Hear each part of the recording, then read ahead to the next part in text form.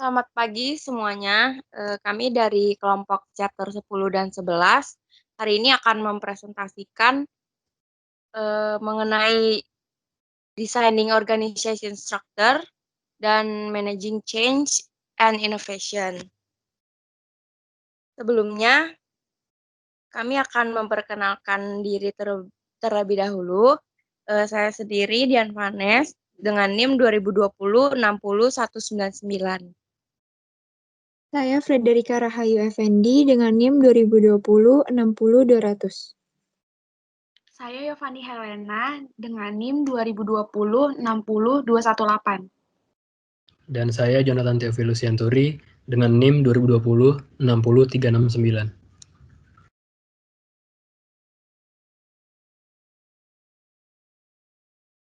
Baik, dalam chapter 10 ini kita akan membahas tentang merancang struktur organisasi. Yang pertama, mengatur struktur vertikal. Dalam proses pengorganisasian, itu mengarah pada penciptaan struktur organisasi yang mendefinisikan bagaimana tugas-tugas dibagi dan sumber daya dikerahkan. Struktur organisasi sendiri didefinisikan sebagai yang pertama, himpunan formal yang diberikan kepada individu dan departemen. Yang kedua, hubungan pelaporan formal itu termasuk garis otoritas, tanggung jawab keputusan, jumlah tingkat hierarki, dan rentang manajer kontrol. Lalu yang ketiga ada desain sistem untuk memastikan koordinasi yang efektif dari seluruh karyawan. Berikutnya ada spesialisasi kerja. Dalam organisasi, pastinya para pekerja melakukan berbagai macam tugas.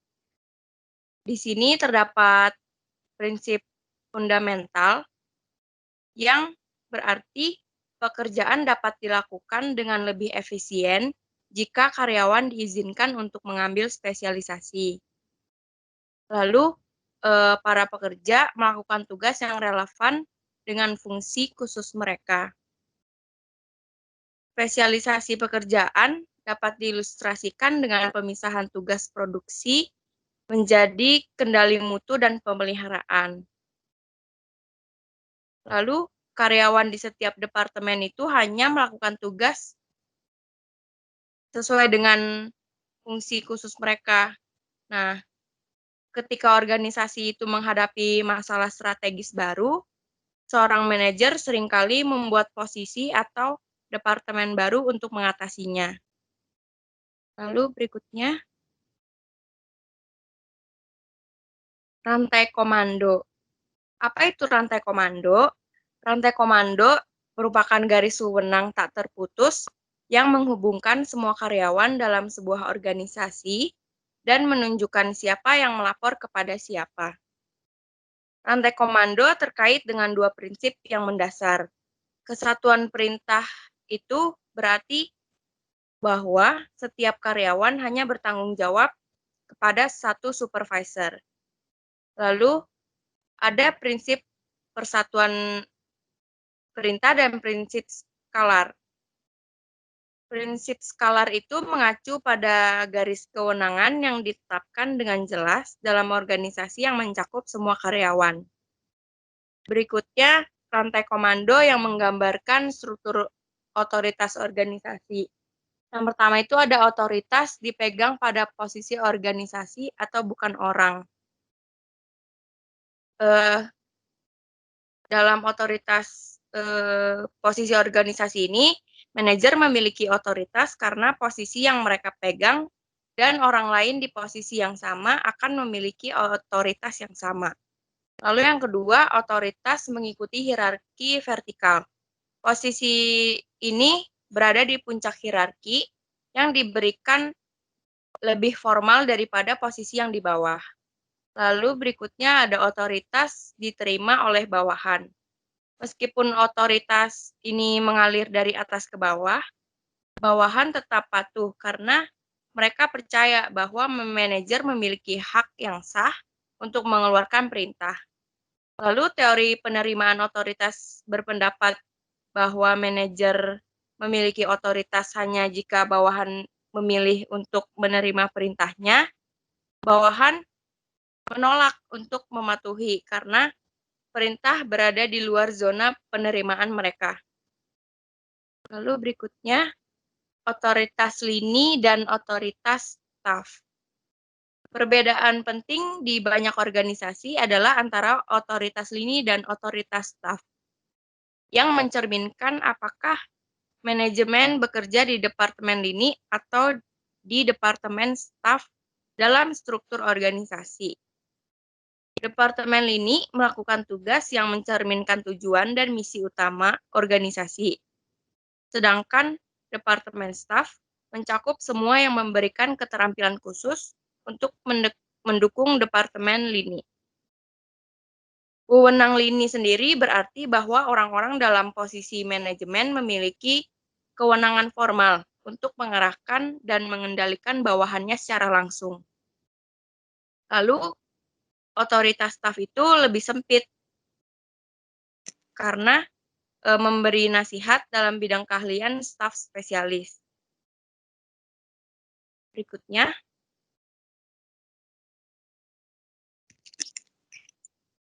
Berikutnya, ada span manajemen. Apa itu rentang atau jangkauan manajemen? Rentang atau jangkauan manajemen adalah jumlah karyawan yang melapor ke supervisor atau kadang disebut juga sebagai rentang kendali. Karakteristik struktur pada rentang manajemen menunjukkan seberapa dekat atasan dengan memantau bawahan.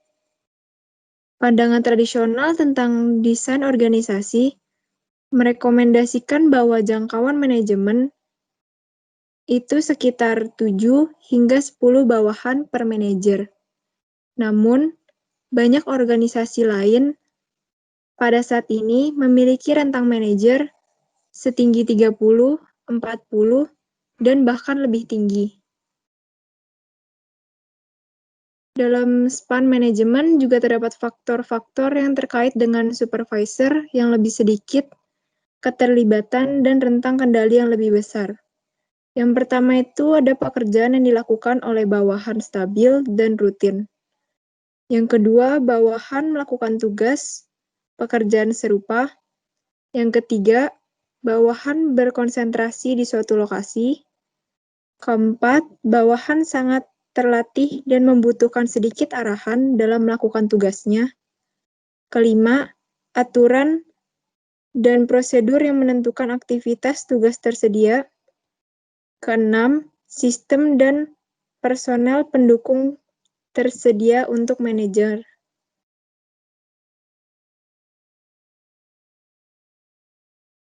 Keenam, sedikit waktu yang dibutuhkan dalam kegiatan non-pengawasan seperti koordinasi dengan orang lain di departemen dan perencanaan.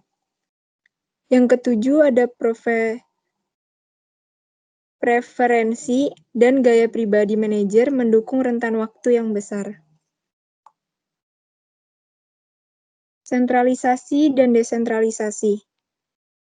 Sentralisasi dan desentralisasi ini berkaitan dengan tingkatan hierarki atau susunan di mana keputusan itu dibuat. Sentralisasi berarti bahwa otoritas keputusan terletak di dekat bagian atau atasan organisasi. Ada juga faktor yang biasanya mempengaruhi sentralisasi dengan desentralisasi. Faktornya itu ada 3, yaitu perubahan dan ketidakpastian yang lebih besar di lingkungan, biasanya dikaitkan dengan desentralisasi. Jumlah sentralisasi dan desentralisasi harus sesuai dengan strategi perusahaan. Dan pada strategis atau resiko kegagalan perusahaan, otoritas mungkin terpusat di atasan atau manajer. Untuk desentralisasi adalah otoritas keputusan yang didorong ke bawah atau ke tingkat organisasi yang lebih rendah. Organisasi mungkin harus bereksperimen untuk menentukan tingkatan hierarki yang benar untuk membuat keputusan. Selain desentralisasi dan sentralisasi, ada juga departementalisasi. Karakteristik fundamental lain dari struktur organisasi adalah departementalisasi. Departementalisasi merupakan dasar untuk pengelompokan posisi atau sejumlah aktivitas ke dalam departemen-departemen. Biasanya manajer membuat pilihan tentang bagaimana penggunaan rantai komando untuk mengelompokkan orang bersama-sama untuk melakukan pekerjaan mereka. Selanjutnya ada pendekatan fungsional vertikal. Dalam struktur fungsional vertikal biasanya disebut juga bentuk U atau struktur kesatuan. Kegiatan dikelompokkan bersama berdasarkan fungsi umum dari bawah ke atas organisasi yang dikelompokkan berdasarkan keterampilan, keahlian, aktivitas kerja yang serupa, dan penggunaan sumber daya. Struktur fungsional ini dapat dianggap sebagai departementalisasi oleh sumber daya organisasi, karena setiap jenis aktivitas fundamental akuntansi, SDM, teknik, dan manufaktur mempresentasikan sumber daya khusus untuk melakukan tugas organisasi. Orang, fasilitas, dan sumber daya lain yang mewakili fungsi bersama dikelompokkan ke dalam satu departemen. Adapun keuntungan dan kerugian fungsionalnya. Keuntungannya itu mengelompokkan karyawan berdasarkan tugas umum, memungkinkan skala ekonomi dan penggunaan sumber daya yang efisien. Departemen yang besar dan berbasis fungsional meningkatkan pengembangan keterampilan yang mendalam, karena orang-orang bekerja pada berbagai masalah terkait dan berhubungan dengan pakar lain dalam departemen mereka sendiri. Kerugiannya adalah kerugian utama yang dicerminkan yang menghambat ada di seluruh departemen. Karena orang dipisahkan menjadi departemen-departemen yang berbeda, komunikasi dan koordinasi lintas fungsi seringkali buruk, menyebabkan respon yang lambat terhadap perubahan lingkungan. Selanjutnya pendekatan divisi. Perubahan dengan pendekatan fungsional di mana manusia berada di kelompok berdasarkan keahlian dan sumber daya umum. Struktur divisi ini terjadi ketika departemen dikelompokkan bersama berdasarkan keluaran organisasi serupa. Dengan struktur divisi juga disebut dengan bentuk M, atau multidivisional. Divisi terpisah dapat diatur dengan tanggung jawab untuk produk, layanan, grup produk, proyek atau program besar, divisi bisnis, dan pusat profit. Keunggulan dan kerugian divisi. Keuntungan dari divisi adalah dengan membagi karyawan dan sumber daya di sepanjang garis divisi, organisasi akan fleksibel dan responsif terhadap perubahan karena setiap unit kecil dan keselarasan dengan lingkungannya. Dengan memiliki karyawan dan pekerja yang satu lini produk, perhatian terhadap kebutuhan pelanggan menjadi tinggi. Dan kekurangannya terutama berada pada duplikasi sumber daya dan tingginya biaya menjalankan divisi terpisah. Alih-alih, suatu departemen meneliti di mana semua organisasi peneliti menggunakan fasilitas tunggal, sehingga setiap divisi mungkin memiliki fasilitas penelitiannya masing-masing. Selanjutnya adalah pendekatan matriks. Pendekatan matriks menggabungkan aspek struktur fungsional dan divisi secara bersamaan di bagian yang sama dari organisasi. Selanjutnya, pendekatan tim. Pendekatan tim adalah cara untuk mendelegasikan otoritas, mendorong tanggung jawab ke tingkat yang lebih rendah, dan menjadi lebih fleksibel dan responsif dalam lingkungan global yang kompleks dan kompetitif. Jadi, contoh pendekatan menggunakan tim dalam organisasi adalah tim lintas fungsi, yaitu terdiri dari karyawan berbagai departemen fungsional yang bertanggung jawab untuk bertemu sebagai tim dan menyelesaikan masalah bersama. Yang kedua, tim permanen, yaitu kelompok karyawan yang diatur dengan cara yang mirip dengan departemen formal. Selanjutnya adalah pendekatan jaringan virtual. Pendekatan ini adalah pendekatan paling mutakhir untuk departementalisasi, memperluas gagasan koordinasi horizontal dan kolaborasi di luar batas-batas organisasi. Jadi, pendekatan virtual ini adalah mensubkontrakkan sebagian besar utamanya berfungsi untuk memisahkan perusahaan dan mengkoordinasikan aktivitas mereka dari organisasi kecil di markas yang besar. Jadi, pendekatan virtual memiliki keuntungan, contohnya penggunaan sumber daya secara efisien, tetapi dia juga memiliki kerugian. Contohnya, komunikasi buruk antar departemen fungsional, sehingga respon menjadi lambat terhadap perubahan eksternal. Selanjutnya, perorganisasian untuk koordinasi dan horizontal. Yang pertama, koordinasi dan kolaborasi. Koordinasi itu mengacu untuk tugas manajerial, menyesuaikan dan menyinkronkan beragam aktivitas di antara individu dan departemen yang berbeda. Sedangkan kolaborasi itu adalah usaha bersama antar manusia dari 2 atau lebih departemen untuk mencapai tujuan.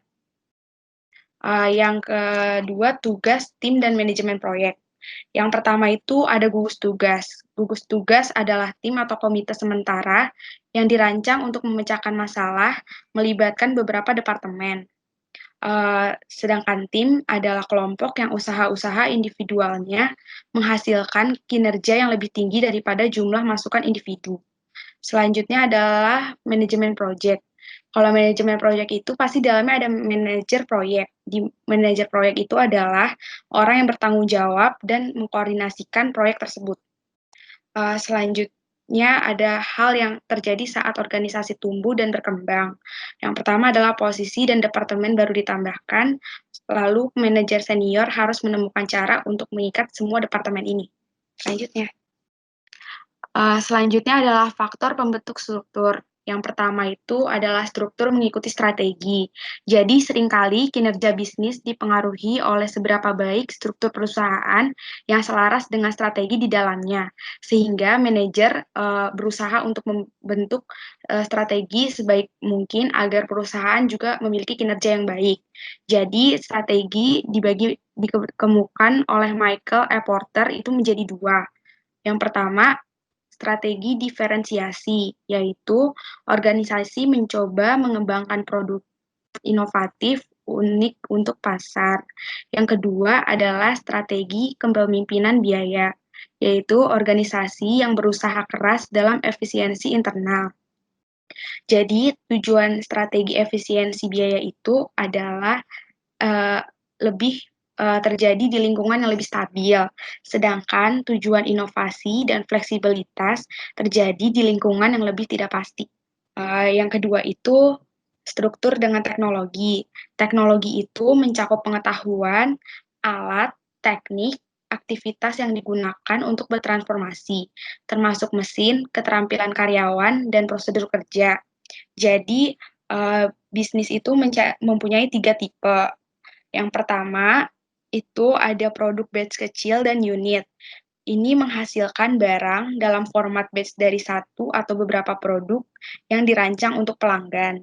Yang kedua, ada produksi massal dan batch besar. Lalu yang ketiga, proses produksi berkelanjutan. Ini dilakukan seluruh alur kerja yang dilakukan itu, mekanismenya dilakukan dengan teknologi yang canggih dan kompleks. Yang selanjutnya itu ada teknologi layanan. Jadi di teknologi layanan ini dapat didefinisikan menjadi yang pertama, output tidak berwujud. Layanan mudah rusak dan tidak seperti produk fisik tidak dapat disimpan dalam persediaan. Layanan itu dikonsumsi segera atau hilang selamanya. Yang kedua, kontak langsung dengan pelanggan. Jadi di sini karyawan dan pelanggan berinteraksi langsung untuk menyediakan dan membeli layanan tersebut. Selanjutnya itu ada mengelola perubahan dan inovasi. Next. Nah, sebelumnya apa yang dimaksud dengan perubahan? Perubahan adalah transformasi dari keadaan yang sekarang menuju keadaan yang diharapkan di masa yang akan datang. Suatu keadaan yang lebih baik tentunya. Perubahan dalam organisasi juga didefinisikan sebagai adopsi ide atau perilaku baru oleh suatu organisasi. Nah, yang kedua itu, kenapa sih orang menolak perubahan? Yang pertama, adanya kepentingan yang berbeda. Yang kedua, kurangnya pemahaman dan kepercayaan.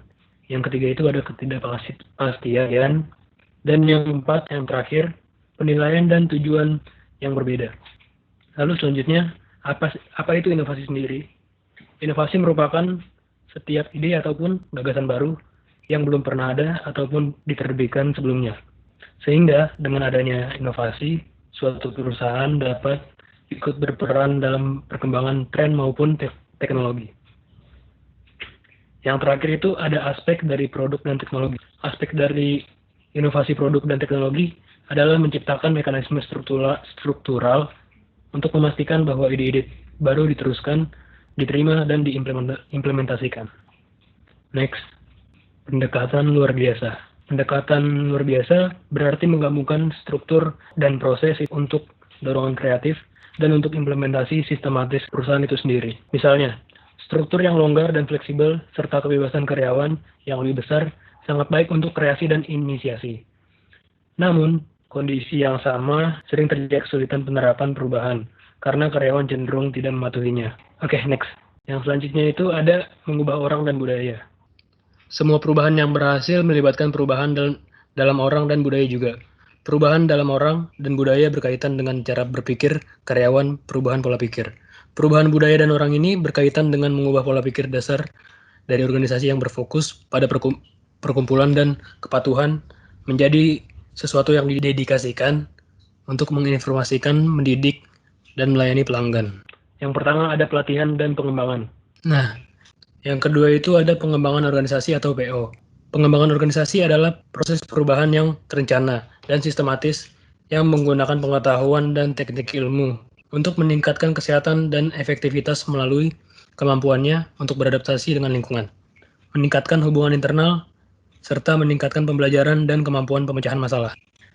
Pengembangan organisasi juga dapat membantu masalah seperti merger atau akuisisi, penurunan atau revitalisasi organisasi, dan konflik manajemen. Oke, next. Yang terakhir itu ada menerapkan perubahan. Nah, langkah terakhir dalam proses perubahan adalah implementasi. Implementasi sendiri itu adalah penerapan kita dalam suatu perusahaan untuk melakukan perubahan. Implementasi itu ada 3 pendekatan. Yang pertama itu ada membuat rasa urgensi. Maksudnya itu adalah banyak orang yang tidak mau berubah kecuali mereka melihat masalah atau krisis.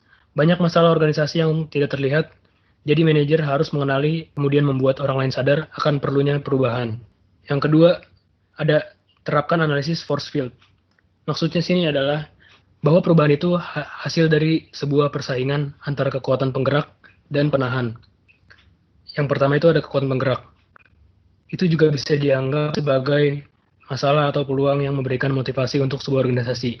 Sedangkan kekuatan yang menahan adalah berbagai hambatan untuk berubah, seperti kekurangan sumber daya, perlawanan dari manajer menengah, atau keterampilan karyawan yang tidak memadai. Nah, yang terakhir ini ada penggunaan cara implementasi. Oke. Sekian presentasi dari kelompok kami, kurang lebihnya mohon maaf. Terima kasih.